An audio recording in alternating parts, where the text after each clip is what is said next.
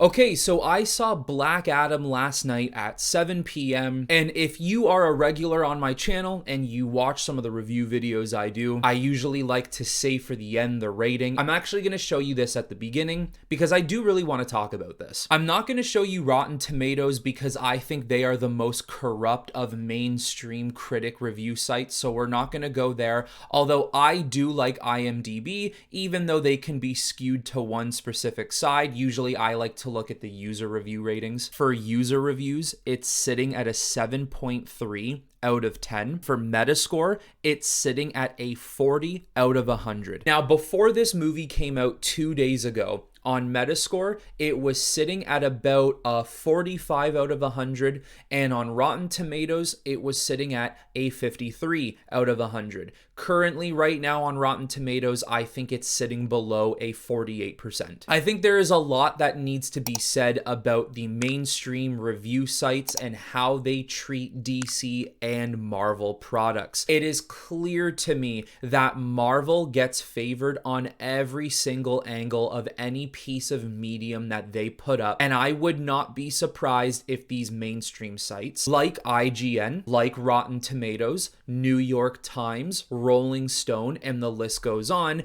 if they are getting paid to specifically give DC content bad reviews and Marvel good reviews. Black Adam is getting completely slandered in all the worst ways possible. Do not listen to any of these reviews. This film is a lot better than what people are saying about it, and this just goes to show to me that a lot of these companies want the DCEU to fail. Now, Black Adam, let's talk about it. Guys, honestly, this movie was great, and it was a ton of fun. I'm going to begin talking to you about the things I do like. I'm going to try and stay away from spoilers because this is technically out today. But with that being said, this movie does actually capture a lot of what we do like from DC filmmaking, and we see the fact that Dwayne actually did listen to the fans. This role is actually quite different for The Rock, and you know what? Say what you will, he does a lot of the same roles over and over again, but he's a lot more stoic and a lot more serious in the role of Black Adam. You can tell he really tried his best not to be the typical "I'm here to save the day, guys, stay behind me, I got this."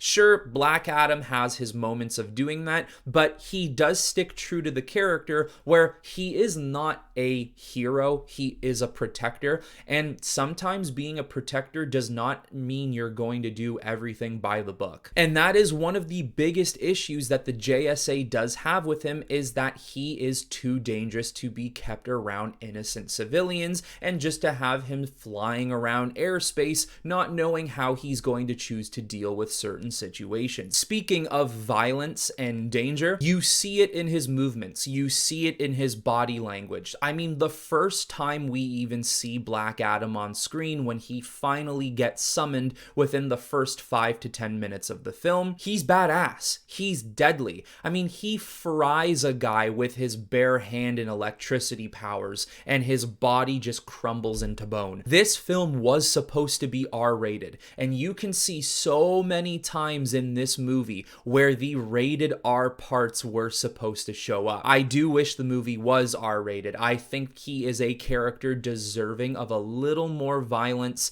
If it needs to be a bit gory, that's fine by me, but it wasn't detrimental to the film. It still survived even though it was PG. You just have to imagine some of the things he does to this people that you might not get to see on screen. You actually do get a big sense of Zack Snyder's filmmaking in this particular film, even things such as the film gradient being a little bit darker, but focusing more on the action sequences. Just the way Black Adam moves and speed blitzes people is exactly how Zack Snyder handled it with the Kryptonians in Man of Steel, or how he represents Superman in his films. And there is a fantastic fight scene where he's basically moving in real time, everyone's moving at slow motion, and he's seeing grenades being thrown at him, and he's just taking them and putting them to the side. There's an RPG missile coming in front of him, and he slightly just taps it and it goes another direction. The action scenes are compelling and they keep you into it. I found myself so drawn into the action that the entire movie could literally just be Black Adam fighting people, and I would have been okay with it. Now, to speak about the supporting cast a little bit, we have the JSA in Hawkman, Dr. Fate, Atom Smasher, and Cyclone. Coming into this film, I was already thinking that Dr. Fate was going to be a centerpiece for me. He was going to be a character that I was gonna love and potentially steal the show, and I was right about that. Even when Pierce Brosnan is not in the Fate suit, if he's just walking around in a regular suit and tie carrying the helmet, he is still such a pivotal piece of this movie, and I really don't know if we'd be looking at this film the same way if he wasn't in it or wasn't at least a big part of it. His costume design was brilliant, and actually, to be honest with you, everyone's costume design was brilliant. Atom Smasher looked great, Hawkman was amazing, even Cyclone, I was not expecting to come away from how great her character was gonna be. And it's funny, my girlfriend even mentioned that on screen she was just so beautiful. The way they melded her colors, the way she was spinning and using her abilities, greens, purples, and I'm pretty sure there were even some yellows and other colors in Cyclones that she created, tossing objects around her as weapons and slow motioning on her face and her powers. I came away not realizing how much I actually appreciated the representation of Cyclone. I never even would have thought about bringing in Cyclone into a DC universe in the first place, and it clearly worked. Now, I do want to put some emphasis on Dr. Fate and Hawkman. First of all, Pierce Brosnan handled the Dr. Fate character the exact way I would imagine he would, and the exact way you could imagine him in comic books or even what we've seen from him in video games from Injustice 2. He's very disciplined, he's very open-minded, he's very strategic,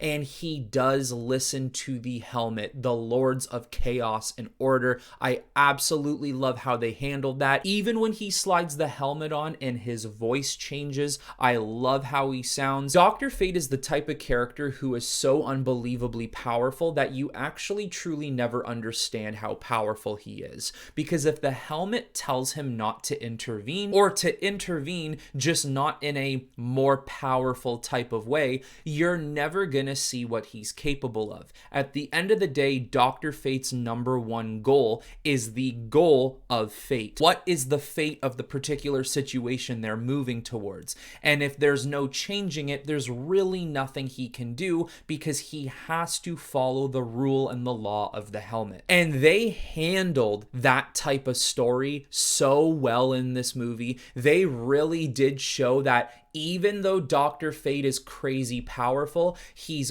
only as powerful within the confines of what the helmet is telling him to do. And as for Hawkman, I really like the take they took with his character, making him the rich character of the Justice Society, this massive mansion, this upgraded nth metal jet, almost very X-Men in appearance, which maybe they did take some inspiration from that. The way the jet comes out from beneath his mansion in his massive backyard, there's definitely a connection there. I thought Aldous Hodge did such a great job as Hawkman. I like the fact that he took the role of leader. I like the fact that he was stern and he basically took no shit. I really cannot wait to see more of him in the future of DC films. I'm sure we're going to be seeing him in more crossover aspects, and we're going to see him in Black Adam too. But that's another thing, the way these characters all came together on screen, Dwayne's Black Adam and Pierce Brosnan's Dr. Fate, melded well. Hawkman and Dr. Fate melded well. Hawkman and Black Adam melded well. And also too, Sarah Shahi as Adriana, love the casting choice. She's a fantastic actress and a great choice for a Black Adam role. I do assume that they are going to eventually bring in the storyline where Black Adam is going to turn her into the Princess Isis, where she gets her own abilities. She's very powerful as well. But when you bring in an actress like her, I think the chances of her taking a bigger role are pretty high. And speaking of actors and characters, just a little sneak peek here. I loved seeing Henry Winkler show up in the film.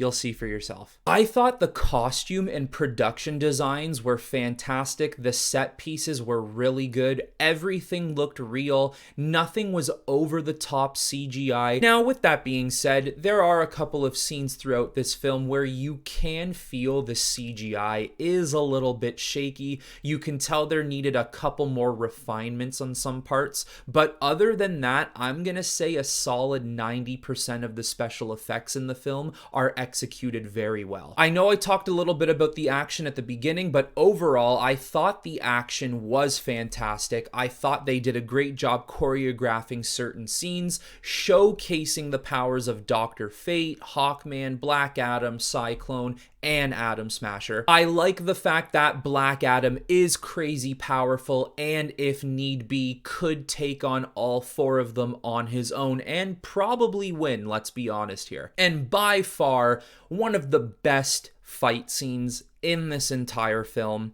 And I guess I'll say spoilers here just in case. In the middle of the film, there is a second, maybe third, I don't know, they fight a lot of times in this movie. There's another fight scene between Black Adam and Hawkman in an apartment building. It's a slow motion fight scene, but specifically because they wanted you to pay attention to the detail of the physical movement and where the character was trying to hit the other character. I don't want to get into too much detail about, because I can explain it to you and it might sound cool, but the coolest way to experience that scene is to see the movie for yourself. It is a great moment. Now, I'm clearly telling you to go see this movie, but what in particular am I telling you to go see? Well, for starters, I'm definitely telling you to see it for the action and for the characters. The story is not bad by any means. It's also not perfect though. The story in itself is quite simple. A man wakes up from a 5,000-year imprisonment,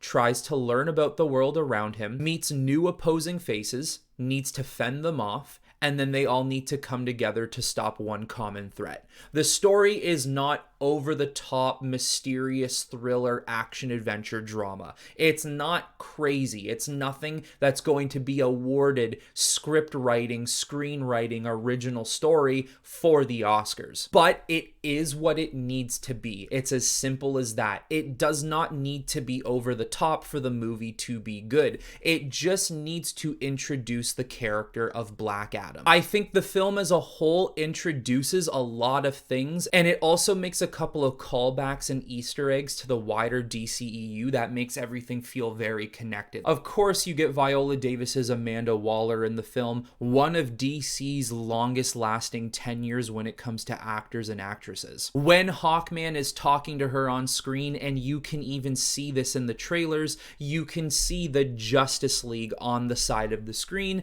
which, even though within this movie it's the Justice Society, that is enough information for us to know that the Justice League are still in development. We all know the DCEU is a mess. It's sloppy. We don't know where the story's going. One day they have a plan, the next day they don't. They sign on actors and actresses for 10 years, but all of a sudden we only get one movie with them. It's all over the place. DC might be connected, but it's not connected in the way we want it to be, the way Marvel is. The other thing this movie does really well, though, is it already establishes a DC universe within the film without needing to show you how it's connected. Man of Steel, Batman vs Superman, and Justice League have happened, and it does a great job of making you know that a DCEU has been established without showing you or going down your throat to say, hey, there's a DCEU. It doesn't need to do that. They did a good job there. Now, I want to talk about a couple of things I wasn't a huge fan of. Maybe it's just me, maybe there's other people that feel this way about this one, but I was not a fan of Amon Thomas, which is Adriana's son. I was not feeling his vibe in the film.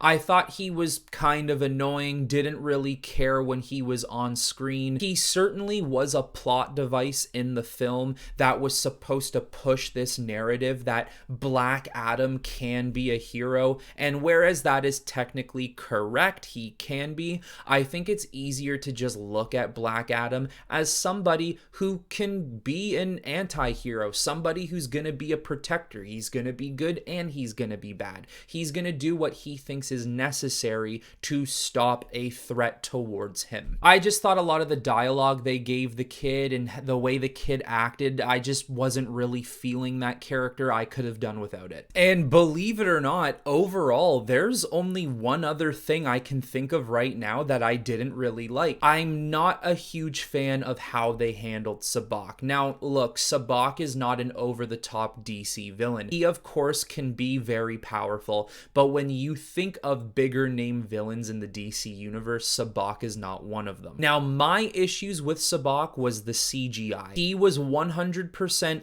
all CGI based. I'm not even fully sure if they had somebody in the CGI balls who was walking around as him. He felt completely computer generated. This is where a lot of the CGI comes into question and becomes very janky, is during the Sabbac scenes. Now, he does have a really cool fight scene against Hawkman. He has a great fight scene against Dr. Fate, and then he has a somewhat lackluster fight scene against Black Adam. The Dr. Fate fight is so cool and so in your face that you pretty much forget that the CGI is even an issue. But if you do look close enough, you can tell Sabbac could have used a lot of work. I was fine with it being Black Adam versus the JSA versus the Intergang. I think that would have been completely fine. Sabbac being in the movie, though, does not ruin the movie in any way. Now, let's talk about where the DCEU is going to go from here. I guess we can call this spoilers, so really turn away if you don't want to know this. 1, 2, 3. Okay. The end credits scene does, of course, feature Henry Cavill as Superman. The theater I was in yesterday and the time we went at, there sure was a standing ovation for Henry Cavill, who showed back up on screen as the Man of Steel. His suit is a little bit different. The blue is brighter, the red is brighter. I think there was even a little bit of yellow in there. And he did have his original curl. This might not be the Superman we see from Man of Steel, Batman vs Superman, and pretty much anything Zack Snyder has done. There's no guarantee yet, but I feel like they're doing a soft reboot with this character. He might still have attributes from those films. Man of Steel may have still happened. I'm sure some things still happen, but moving forward, he's going to be a little bit different. And some people are liking this, some people are not. I can just tell you right now, as much as I defend Zack Snyder, I'm just glad to have Henry Cavill back. Now, the problem that still resides is how is this film going to be received? It's obviously getting slandered by the mainstream critics, which please do not listen to them.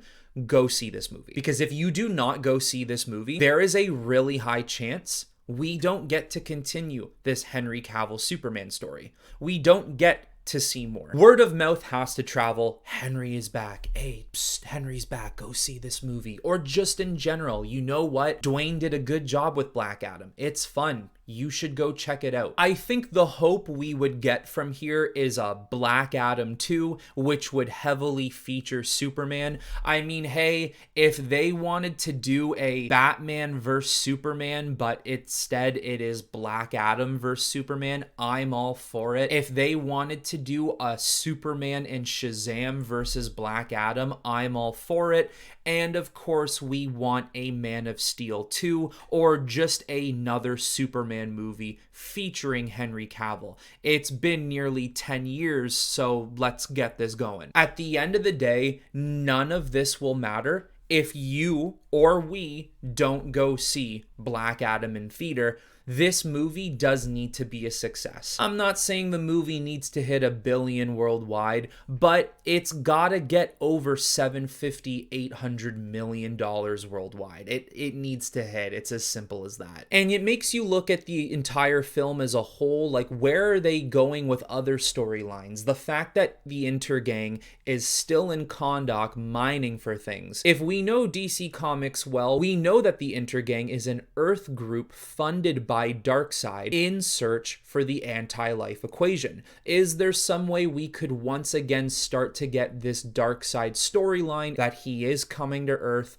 and he is coming for anti-life? There are other stories to play with too. When Superman does show up in the end credit scene, Amanda Waller is there to give Black Adam the threat of Superman. What's the deal with Amanda Waller? She clearly has her fingers dipped everywhere. Suicide Squad, Justice Society, Justice League, Superman himself. We even see her in James Gunn's Peacemaker. So what is her plan? There's a lot that this movie actually opens the door for the future of the DCEU. And as long as we see this movie, we can get it continued. So please support this film. It is nowhere near as bad as these paid off critics are trying to make it sound. And now, with that being said, it finally comes time for my review. I am going to give Black Adam a 7.5 out of 10. And the reason why I'm going to do this is because usually I don't like giving 0.5s, but I'm so in between. Sometimes I feel like this movie is a solid good. It could go to a 7, but sometimes I feel like it's great. I have a lot more to like in this film than I do to dislike, and tomorrow I could pump up this movie to an 8.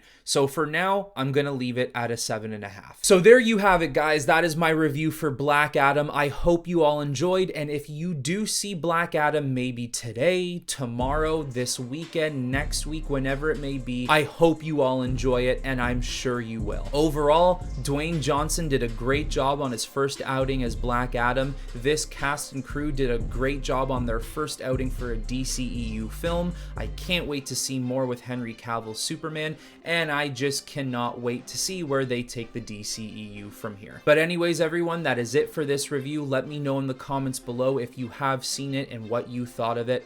But until next time, I will talk to you all very soon.